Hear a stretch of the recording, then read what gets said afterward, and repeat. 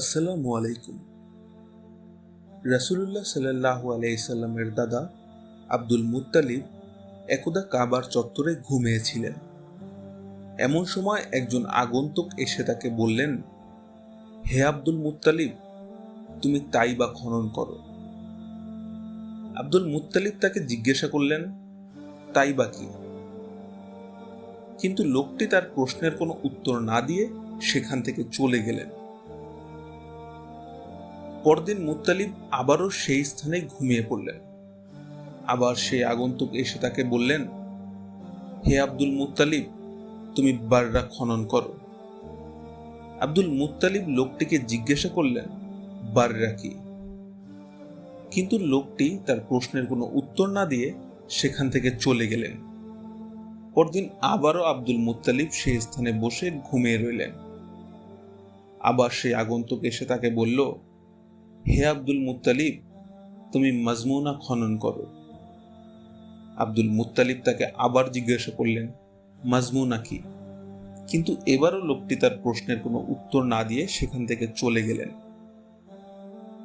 পরদিন যখন আবার তিনি সেই স্থানে ঘুমিয়ে রইলেন, তখন সেই লোকটি আবার তাকে এসে বলল, হে আব্দুল মুত্তালিব, তুমি জমজম খনন করো। আব্দুল মুত্তালিব তখন তাকে জিজ্ঞাসা করলেন, জমজম কি? লোকটি এবার তার জবাবে উত্তর দিল, জমজম এমন একটি কূপ যার পানি কোনোদিন শেষ হবে না। সে সর্বদাই মানুষের তৃষ্ণা নিবারণ করতে থাকবে। সে সর্বদাই হাজীদের তৃষ্ণা নিবারণ করতে থাকবে। আব্দুল মুত্তালিব জিজ্ঞাসা করলেন, আমি কিভাবে জানব জমজম কূপের অবস্থান কোথায়?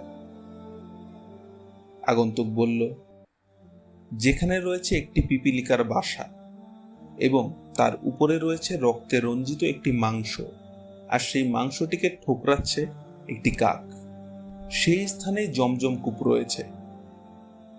আগন্তুক ব্যক্তি যখন আব্দুল মুত্তালিবকে জমজম কূপের পরিচয় এবং তার অবস্থান সম্পর্কে জানিয়ে দিলেন, তখন তিনি বুঝতে পারলেন এটা একটি সত্য স্বপ্ন।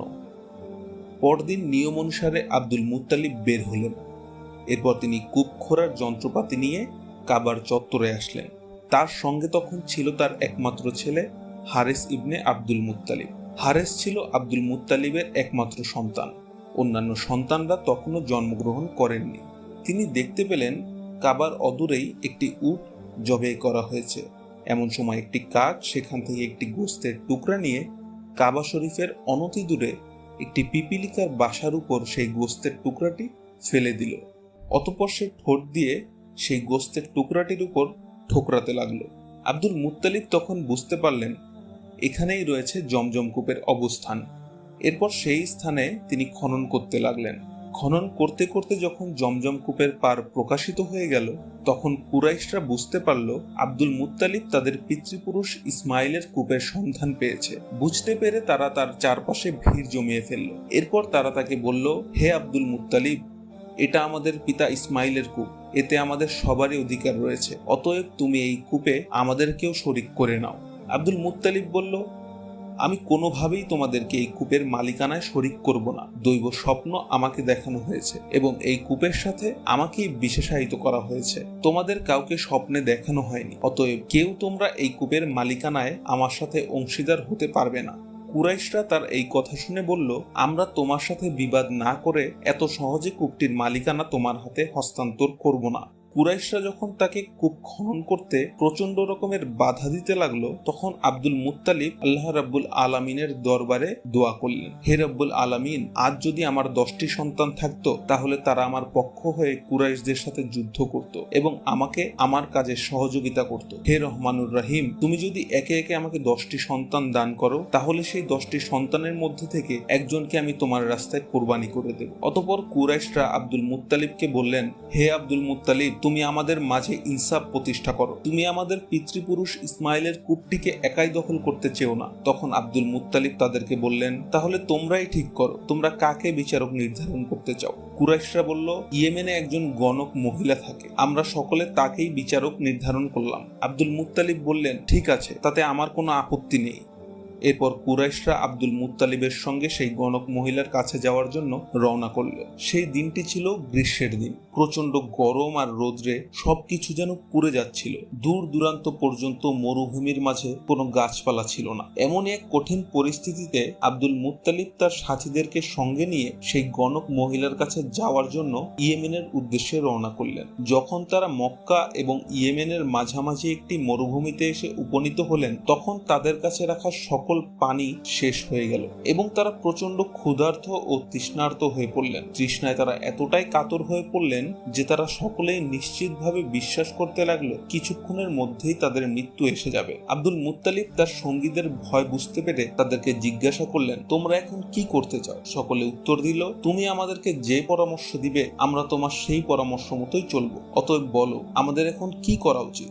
আব্দুল মুত্তালিব তখন বলল, আমার মনে হয় আমাদের প্রত্যেকেরই উচিত নিজেদের জন্য একটি করে কবর খনন করা এবং সেই কবরে বসে মৃত্যুর জন্য অপেক্ষা করা। যখন কেউ একজন মারা যাবে তখন অন্যান্য সঙ্গীরা তাকে সেই কবরে দাফন করবে। সর্বশেষে বাকি থাকবে মাত্র একজন ব্যক্তি। সকলেই দাফন না হওয়ার চাইতে একজন ব্যক্তির দাফন না হওয়া অনেক উত্তম। অতঃপর আব্দুল মুত্তালিবের এই পরামর্শ অনুযায়ী সকলেই নিজেদের জন্য একটি কবর খনন করলো এবং সেই কবরে বসে তারা মৃত্যুর জন্য অপেক্ষা করতে লাগলো। কিছুক্ষণ এভাবে চলে যাওয়ার পরে আব্দুল মুত্তালিব চিন্তা করলেন, পানির জন্য কোনরূপ চেষ্টা না করে এভাবে মৃত্যুর জন্য অপেক্ষা করাটা একটা বোকামি ছাড়া আর কিছুই নয়। আমরা যদি পানির জন্য চেষ্টা করি তাহলে হতেও তো পারে আল্লাহ রাব্বুল আলামিন কোনো না কোনো ভাবে আমাদের জন্য পানির ব্যবস্থা করে দিবেন। এরপর তিনি তার সঙ্গীদেরকে বললেন, হে ভাইয়েরা, আমরা এভাবে মৃত্যুর জন্য অপেক্ষা না করে চলুন খুঁজে দেখি কোথাও কোনো পানি পাওয়া যায় কিনা। যদি আমরা পানির অন্বেষণ না করে এভাবে নিজেদেরকে মেরে ফেলি তাহলে আমরা কাপুরুষ বলে বিবেচিত হব।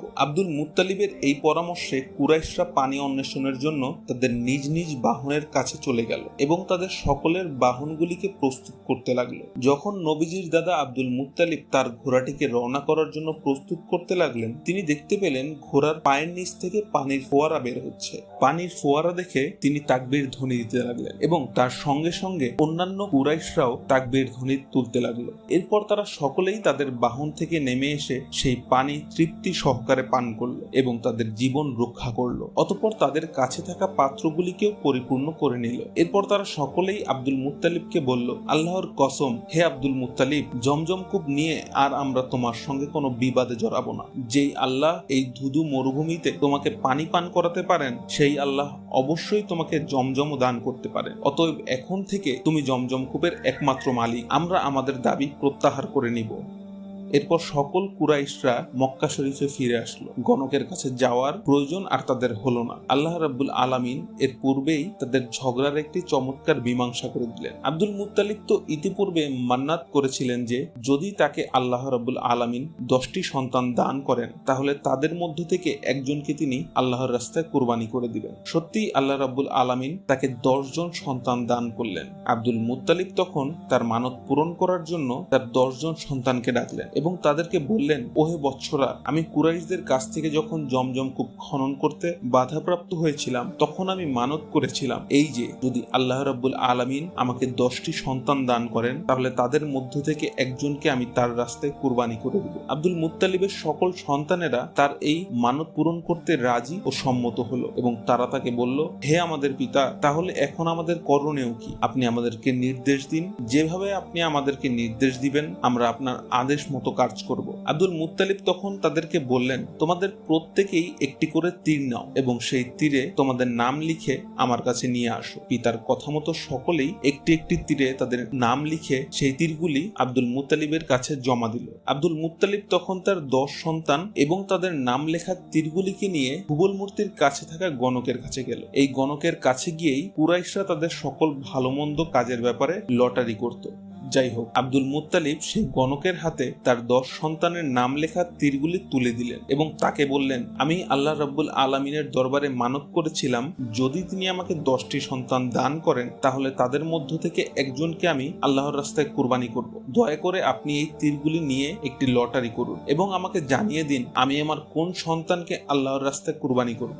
গণক সেই তীরগুলি দিয়ে লটারি করলো এবং লটারিতে আব্দুল মুত্তালিবের সবচেয়ে ছোট পুত্র নবীজি সাল্লাল্লাহু আলাইহিসসালামের পিতা আব্দুল্লাহর নাম উঠে আসলো। তখন আব্দুল মুত্তালিব নবীজি সাল্লাল্লাহু আলাইহি সাল্লামের পিতাকে জবাই করার জন্য তার হাতে একটি ছুরি নিল এবং তাকে নিয়ে ইসাব ও নাইলা মূর্তিদ্বয়ের কাছে যেতে লাগলো। আব্দুল মুত্তালিব যখন রাসূলুল্লাহ সাল্লাল্লাহু আলাইহি সাল্লামের পিতাকে জবাই করতে যাবেন, এমন সময় কুরাইশরা তার চারপাশে ভিড় জমিয়ে ফেললো এবং তারা তাকে বলল, হে আব্দুল মুত্তালিব, তুমি এটা কি কাজ করছো? আজ তুমি যদি এই প্রথা চালু করো তাহলে প্রত্যেক পিতাই আল্লাহ রাব্বুল আলামিনের দরবারে তার সন্তানকে জবাই করার জন্য মানত করবে, আর সকলের জন্য আমাদের সন্তানদেরকে জবাই করা আবশ্যক হয়ে যাবে। এভাবে তো আমাদের বংশধারা শেষ হয়ে যাবে। তুমি কেন আব্দুল্লাহকে জবাই করতে যাচ্ছ? এর প্রকৃত কারণ বর্ণনা না করলে আমরা কোনোভাবেই তোমাকে এই কাজ করতে দিব না। এরপর আব্দুল মুত্তালিব বলল, আমি মানত করেছিলাম আমার একজন সন্তানকে আল্লাহর রাস্তায় কুরবানি করব। আমি আমার মানত পূরণ করার জন্যই তাকে আল্লাহর রাস্তায় কুরবানি করছি। কুরাইশরা তাকে বলল, যদি আল্লাহ রাব্বুল আলামিন আমাদের মাল গ্রহণ করার মাধ্যমে তোমার সন্তানের জীবন রক্ষা করেন, তাহলে আমরা আমাদের মালের মাধ্যমে তার ফিদিয়া প্রদান করব। তুমি এখনই তোমার সন্তানকে জবাই করিও না। আমরা শুনেছি হয়রে একজন অলৌকিক ক্ষমতা সম্পন্ন মহিলা থাকে এবং অদৃশ্য থেকে তার কাছে বার্তা নিয়ে বার্তাবাহক আসেন। সেই মহিলা আমাদেরকে যেভাবে আদেশ দিবে আমরা সেভাবে কাজ করব। সে যদি তোমার পুত্রকে জবাই করতে বলে তাহলে জবাই করে দিও, আর যদি অন্য কোনো পদ্ধতি বলে দেয় তাহলে সেই পদ্ধতি বলে দিও। আব্দুল মুত্তালিব তখন তাদের পরামর্শ শুনে সেই মহিলার কাছে যাওয়ার জন্য রওনা করলেন। আব্দুল মুত্তালিব তার কাছে পৌঁছে পরিপূর্ণ ব্যাপারটি খুলে বললেন। পুরো ব্যাপারটি শুনে সেই মহিলা বলল, তোমাদের মধ্য থেকে যখন কোনো এক ব্যক্তিকে হত্যা করা হয়, হত্যার বিনিময়ে তোমরা কয়টি উট জরিমানা স্বরূপ প্রদান করো? কুরাইশরা বলল, আমরা 10টি উট জরিমানা স্বরূপ প্রদান করি। সেই মহিলা বলল, তাহলে শোনো, তোমরা একদিকে 10টি উট রাখবে, অপরদিকে তোমাদের ছেলেটিকে রাখবে। এরপরে তোমরা লটারি করবে, যদি লটারিতে তোমাদের ছেলেটির নাম আসে তাহলে পুনরায় তোমরা 10টি উট বাড়িয়ে দিবে। এভাবে যতক্ষণ পর্যন্ত না উটের নাম আসবে ততক্ষণ পর্যন্ত তোমরা উটের সংখ্যা বাড়াতে থাকবে। এরপর যখন উটের নাম আসবে তখন তোমরা বুঝবে তোমাদের প্রতিপালক এতগুলো উটের বিনিময়ে তোমাদের সন্তানের জীবন রক্ষা করবেন।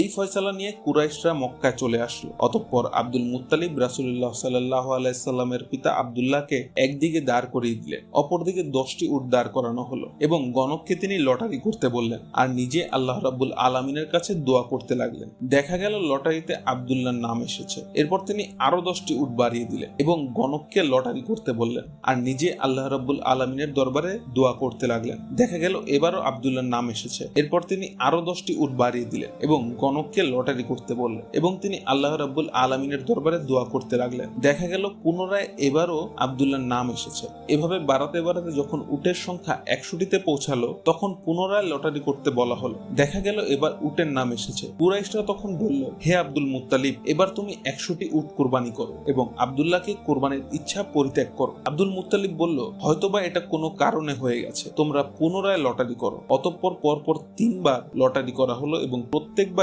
100 উটের নাম আসলো। তখন আব্দুল মুত্তালিব নিশ্চিত হলেন যে আল্লাহ রাব্বুল আলামিন 100 উটের বিনিময়ে আব্দুল্লাহর জীবন ভিক্ষা দান করেছেন। এরপরে তিনি 100 উট কোরবানি দিলেন আর এর মধ্যে আল্লাহ রাব্বুল আলামিন রাসূলুল্লাহ সাল্লাল্লাহু আলাইহি সাল্লামের পিতার জীবনকে রক্ষা করলেন। হযরত রাসূলুল্লাহ সাল্লাল্লাহু আলাইহি সাল্লামের পিতা আব্দুল্লাহ ছিলেন সৌন্দর্য ও মাধুর্যের দিক থেকে অতুলনীয়, আর তার সাথে ছিল আল্লাহ তাআলার সর্বপ্রথম সৃষ্টি নূর মুহাম্মাদী। ফলে তার চেহারা হয়ে উঠেছিল উজ্জ্বল থেকে উজ্জ্বলতর।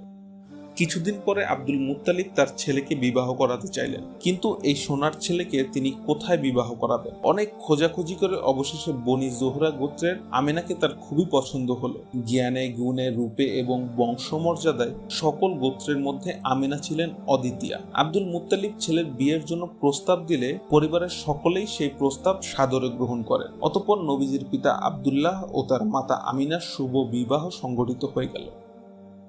নবীজি সাল্লাল্লাহু আলাইহি সাল্লাম যখন তার মায়ের গর্ভে 6 মাস পূর্ণ হয়েছে, এমনই সময় তার পিতা আব্দুল্লাহ মদিনা ইন্তেকাল করেন। মা আমেনা প্রিয় নবী সাল্লাল্লাহু আলাইহি সাল্লামকে গর্ভে ধারণ করা অবস্থায় বিভিন্ন অলৌকিক স্বপ্ন দেখতেন। একবার তিনি স্বপ্নে দেখলেন কে যেন তাকে বলছে, হে আমেনা, মানব জাতির মহানায়ককে তুমি গর্ভে ধারণ করেছো। তিনি যখন ভূমিষ্ঠ হবেন তখন তুমি বলবে, আমি আমার এই সন্তানকে সকল হিংসুকের অনিষ্ট থেকে এক আল্লাহর সমর্পণ করছি। তারপরে তার নাম রেখো মুহাম্মদ।